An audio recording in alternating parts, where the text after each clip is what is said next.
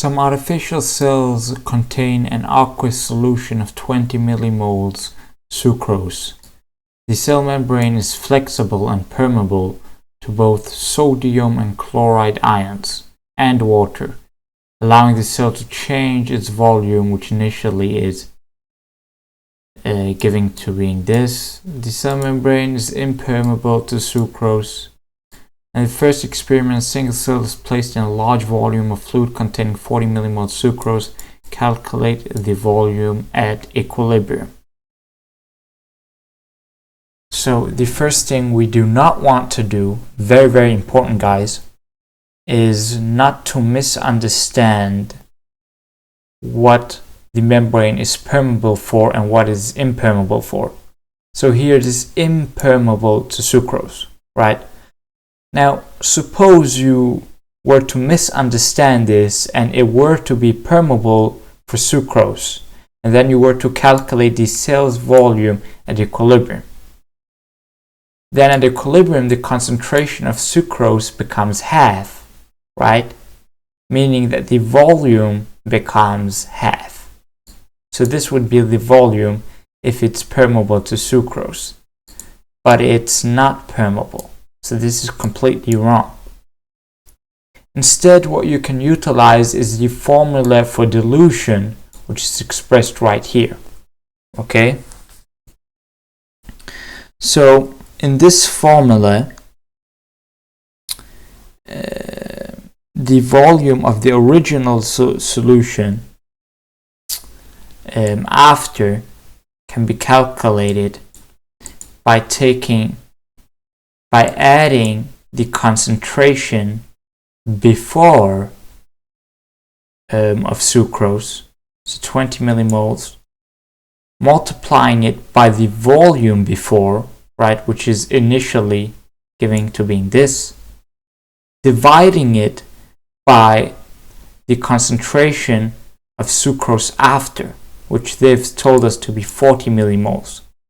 So this is the cell's volume at equilibrium. Okay? So this is the cell volume at equilibrium. Not this. This is completely wrong. Then in the second experiment, another cell is placed in a large volume of fluid containing 10 millimoles sodium chloride. What happens to the cell's volume as a function of time? Briefly justify your answer. So again, the cell membrane is impermeable for sucrose, right? But now we know that the cell is placed in a large volume of fluid containing 10 millimoles of sodium chloride. So sodium and chloride, these respective ions, will diffuse from the extracellular fluid to the intracellular fluid, right? It will diffuse from high to low concentration. Okay? And as a result, the cell's internal osmolarity will increase due to the influx of these ions. And to counteract this increase in osmolarity inside the cell, water will move into the cell through osmosis, causing the cell to swell. So sodium and chloride ions will go from high to low concentration. They will go from extracellular fluid to intracellular fluid. But water will actually also come inside the cell. And this is due to osmosis, right? Because the osmolarity is higher, right? Inside the cell now. We have more particles. We have more ions inside the cell. So the osmolarity gets higher inside the cell. Therefore, water will always flux from low osmolarity to high osmolarity.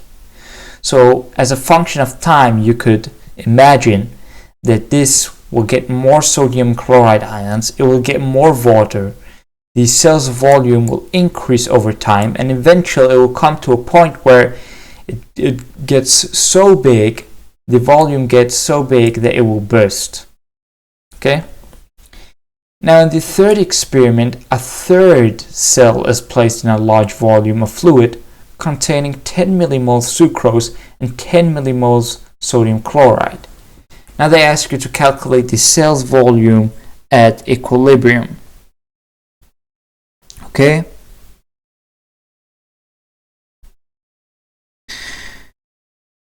So, just to refresh it here, we know that the cell contains an aqueous solution of 20 millimoles sucrose, and the cell membrane is flexible and permeable to sodium chloride and water, allowing the cell to change its volume, which is initially given to being this. So here, a third cell is placed in a large volume of fluid containing 10 millimoles of sucrose and 10 millimoles of sodium chloride. So of course, high to low concentration, sodium chloride will move from the fluid to the cell, right? Because in the fluid, in the extracellular fluid, we have sodium chloride. We don't have it in the intracellular fluid. So it will go from high to low concentration. It will go from extracellular fluid to intracellular fluid. And water will also move from fluid to cell, right? This is actually to counteract the sucrose. Remember, sucrose is impermeable, right? So inside the cell we have 10 millimoles of sucrose. We don't have anything, at least what from the information here, outside the cell. So to counteract this, we will have osmosis. We will have water going from low osmolarity to high osmolarity, right? The high osmolarity is inside the cell. So the water will move from the fluid to the cell, from the extracellular fluid to the cell. Now we must calculate the cell's volume at equilibrium, right? So this is very simple, right? We must have half the concentration of sucrose in the cell, which is why we must increase the volume to double. So we know the initial volume was given to being this, and we need to multiply it by 2, right? So this gives us this following volume. And now they ask you which substance determines the cell's volume at equilibrium in this task. So of course sodium chloride are insignificant here because they will reach equilibrium, right? The membrane is permeable for sodium and chloride ions, so at equilibrium it will be the same extracellular fluid, intracellular fluid. So what ultimately determines the cell's volume at equilibrium in this task is sucrose. So this is the answer.